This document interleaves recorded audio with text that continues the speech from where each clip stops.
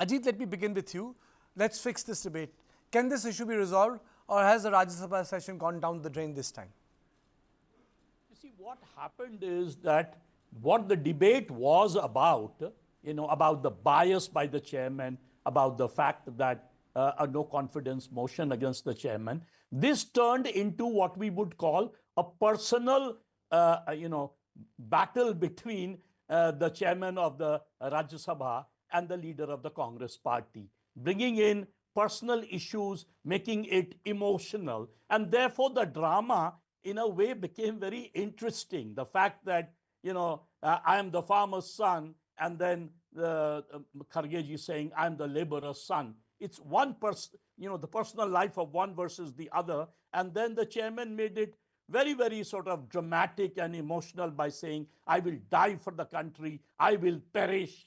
And from the other side, that, you're basically insulting the Congress party, insulting our leaders. So, what was happening in the last few days and the entire move against the chairman, which obviously won't take place because the Congress party and the opposition doesn't have the numbers in the Rajya Sabha, and the fact that the 14 days notice is not given, but the turn it took, the personalization, the bringing of emotions, and finally, we should meet outside. If you cannot meet me, said Dhankarji, I will come and meet you. In fact, I also noticed Dhankarji for the first time was smiling where he was speaking. Kamjor nahi padunga, and he was smiling. So the whole thing looked very, very sort of dramatic. Okay. Anyway. Okay. So basically, you're saying that it has become very, very personal. Anuma, to you first. Very warm welcome to Mukesh Tyagi also. Do you think that the matter has become personal, and for this reason, the resolution is not forthcoming in Rajya Sabha? Can you unmute yourself? Yeah, good evening to you, Kartikeji. Good evening to all the panelists.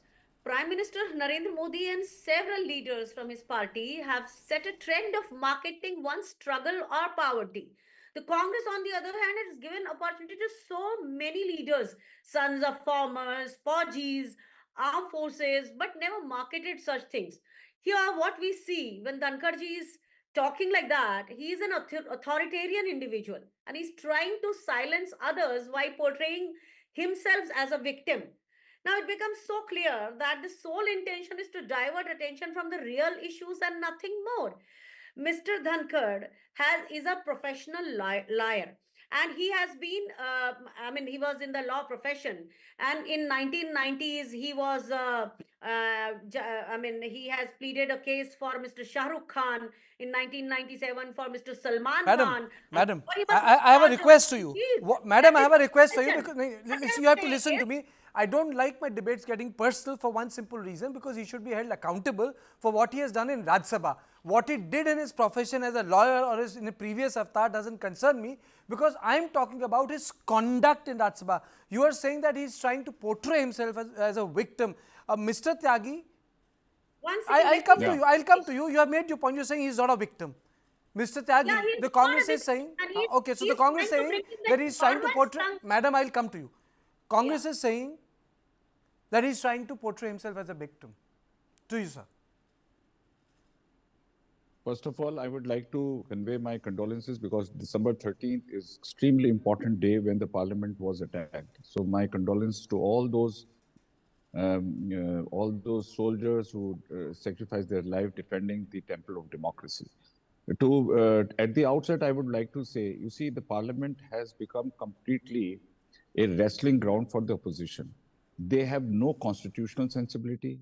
They disregard all the institutions of India under the constitution. And in this glorious journey of 75 years of Indian constitution, look at the way they mocked upon Dhankarji earlier also outside the parliament when fairly large number of MPs were suspended because they entered into well, they teared the past legislation on the face of the chairman of Rajya Sabha. Look at the kind of hooligans. They go out of the parliament and then they talk about the constitutionality. Do they respect constitutional positions? Mr. Dhankar or no Dhankar, you have the rules, you have the ways and means to go out. You have a 0 hour session to raise your issues. You have a rule 267. But what they resort to do is because they've reached to the pinnacle of frustration, losing out consecutively elections in Maharashtra and Haryana.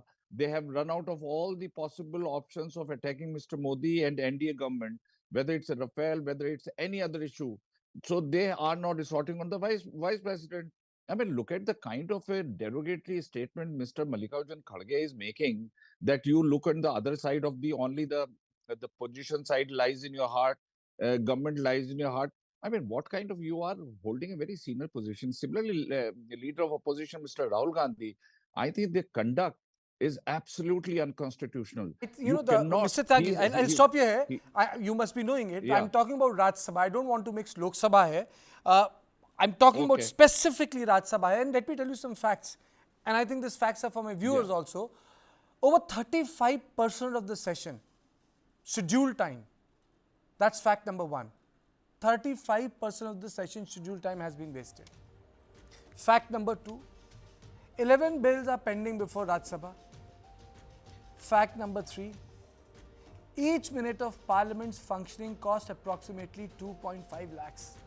This is taxpayers' money. This is everyone's money.